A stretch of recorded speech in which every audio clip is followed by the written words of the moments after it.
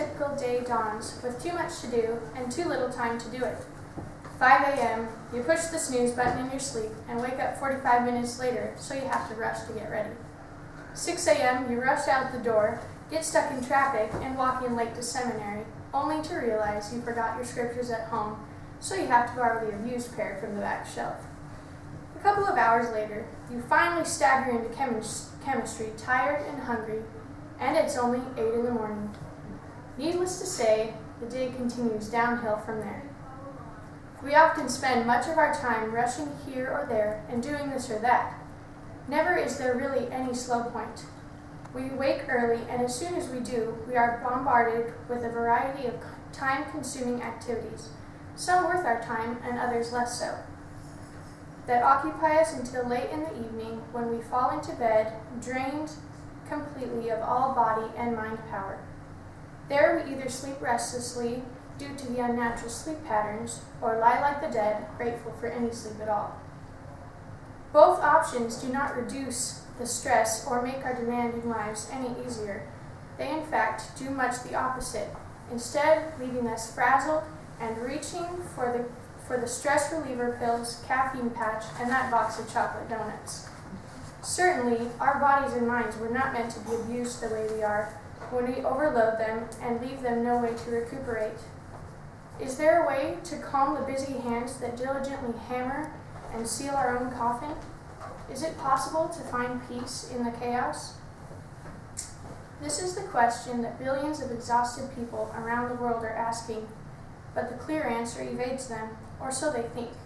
In all actuality, the obvious cure lies continually before them.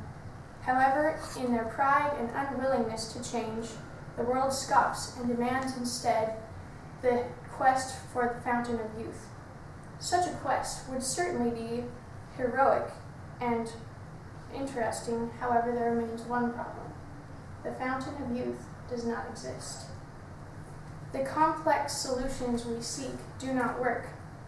Only adherence to the simple principle and commitment to the necessary change yields success.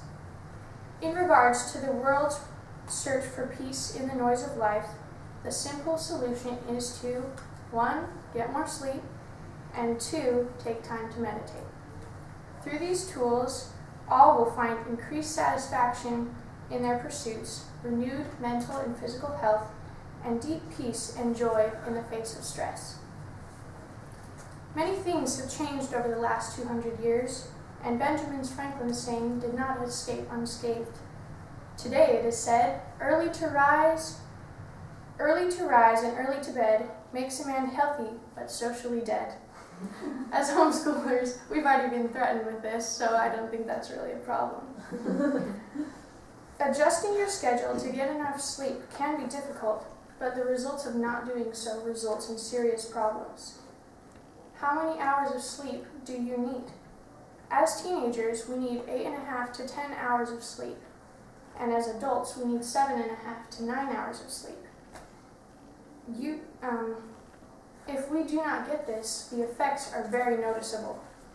You may be sleep deprived if you need an alarm clock to wake you up on time, rely on the snooze button, have a hard time getting out of bed in the morning, feel sluggish in the afternoon, get sleepy in meetings, lectures, or warm rooms, get drowsy after heavy meals or when driving, need to take a nap throughout the day, or fall asleep within 5 minutes of going to bed. How many of us experience this every single day? I know I do. That's something that's very difficult. Is the lack of sleep affecting your performance? Sleep specialist Dr. Rafael Palelo states, your life is a reflection of how you sleep, and how you sleep is a reflection of your life. Therefore, if you sleep in peace, you will live in peace. How many of us, when we think of meditation, imagine a bunch of bald monks sitting in a temple, cross-legged, praying? I know I do. That is the typical thing we imagine when we imagine meditation. However, many of us cannot do that. We need the simpler thing of just taking a few moments in the day to relax and think of the most important things. Elder Worthman has told us, this is a noisy and busy world that we live in. We should spend more time at the temple and less time in the pursuit of pleasure.